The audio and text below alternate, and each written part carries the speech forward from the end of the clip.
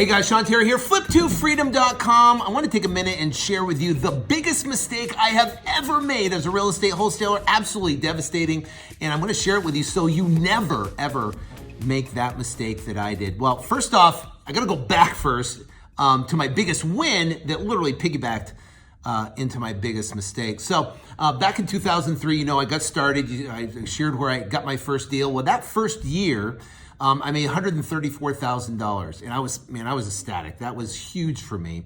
My second year, 2004, I started really getting into postcard marketing to pre-foreclosures. And what we did was we built a property portfolio by keeping existing and financing in place with pre-foreclosure. So a seller would call, they wanted to sell, get out of their property. We'd leave their existing financing in place. We give the seller, say, $3,000 to $5,000, and they would move out. We'd turn around and we'd reinstate that loan, so we brought that loan current. Then we'd purchase the property, close on it. Now we owned it with the seller financing in place. We'd fix up the property, and then we put a tenant in that property. Now, I built a property portfolio of 120 properties, $36 million worth at the time in early 2004, right? Or in the 2004 area to early 2005. And then a group out of California came to us and said, hey, we need inventory. Now, Phoenix at the time, inventory were at low levels, like 5,000 units, right? That's it. Now, currently on the market, it's about 16 to 20,000 units. So 5,000 units, people were freaking out. Big home builders, they had lotteries to sell their properties. You'd see multiple 10, 15 different offers on a house as soon as it went up. It was crazy. They were getting bid up way over value, which was insane. So they came to us and said, listen, I know you own properties. We need them. We have investors that want to buy these properties out of California, and they're going to pay top price.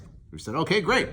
So over the course of early May of 2005, all the way to the end year of 2005, we literally sold our entire portfolio of 120 properties, $36 million worth at above market. These guys were willing to pay over 110, 120% of market value at the time. And it was insane because literally floods of money was coming in like I've never seen before. It was insane. We were getting wires daily of $400,000 and $500,000 wires. It was crazy. It was coming in like insane. So now what happened was the first mistake is I got too big for my britches. I forgot where I came from, right? I got too big for my britches. I thought I was all that. I was like, hey, look at me, I'm brilliant. Not knowing that pretty much anybody can do become successful in an up market. It's when a down market comes, that's when it's really tests to see how smart you really are. Anyways, the bottom line is that I got too big for my britches. I thought I was all that, and that is number one mistake I made. The number two thing that happened at that particular time is I needed to put money somewhere. I had to invest in something. But I didn't know, and I was naive. I thought I knew what I knew, right? Remember, I was too big for my britches.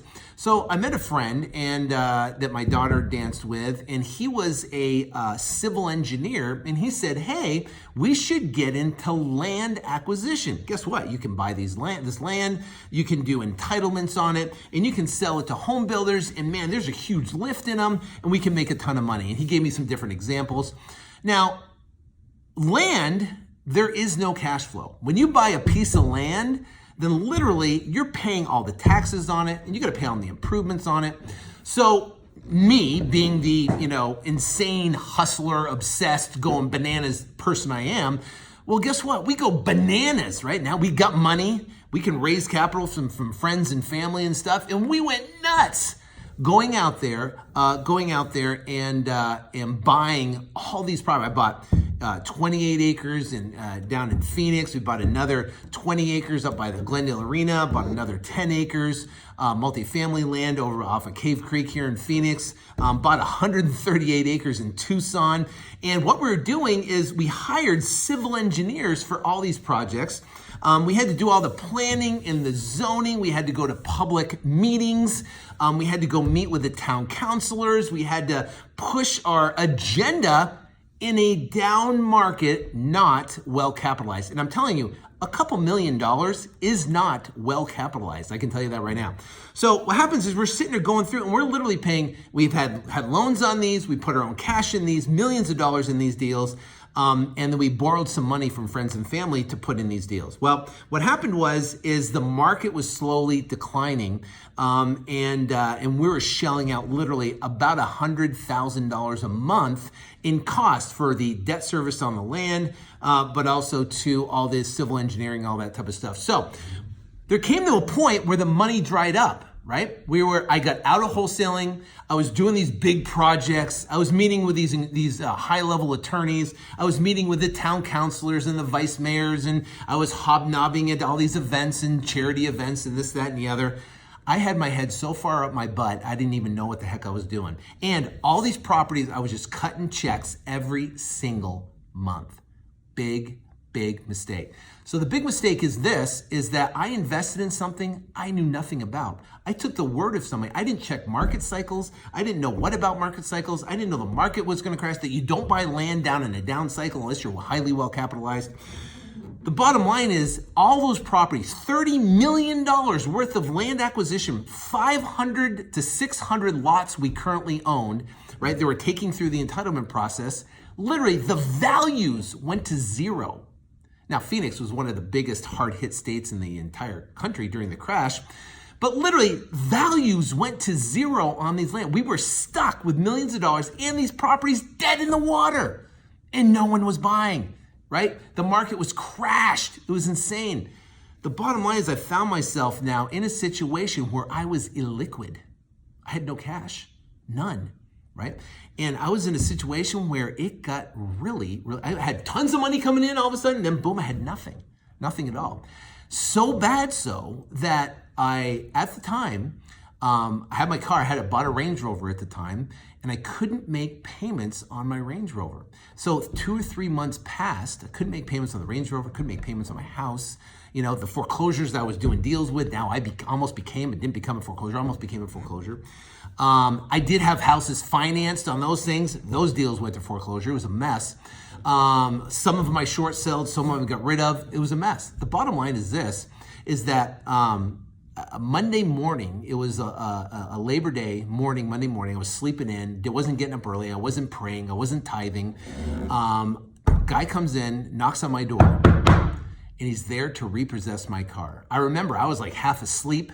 I got up, put my hat on there, walked out to the front, kind of blurry-eyed, and the dude goes, "I'm here to take the car." I was like, "What the heck are you talking about?" "I'm here to take the car." I was like, oh man, my heart started beating on my chest. I started freaking out. I was like, holy cow. Well, I went to go get my key to give the guy the key, and luckily, I convinced him to not take the car, to give me a couple more days. And but it was embarrassing. Everyone's out there cutting the grass, and there's a big, gigantic, tow truck in my front yard. It was terrible. But I convinced the guy, who went away, and I found the money to save my car at that particular time. Bad situation, terrible. All because I made the wrong decision. So here's what the wrong decision is and how you can never make it. Because what happens is you want to use wholesaling as to generate cash, tons of cash, and don't increase your lifestyle. Don't think you're all that. Don't go buy a bunch of stuff, because that stuff is depreciating, right? Take that and put it into cash flow assets like single family housing, like multifamily properties. Currently own over $20 million, 420 student housing units. Got another property we're working on right now. Building cash flow. I wish I would have started that. I wish I would have invested in those properties when I had all that money. But I blew it. I made the wrong decision, and I don't want that for you. The bottom line is that I did not invest. I didn't keep my lifestyle the same. I got all big for my britches, and I should have invested the money into cash flow assets. So the moral of the story is this: invest your money in cash flow assets. Don't get too big for your britches. As soon as you think you're all that, you're gonna go right back to where you were, just like I did, and turn around. And if you take that money, you leave your lifestyle the same, you invest in cash flow assets, and you invest in properties, and you have your money making money for you, you, my friend, will be absolutely more successful than you've ever dreamt possible. Give yourself 5 years to really grasp that vision right there, and you're gonna have more success and more wealth and more freedom than you've ever felt possible. So don't make those mistakes like I did.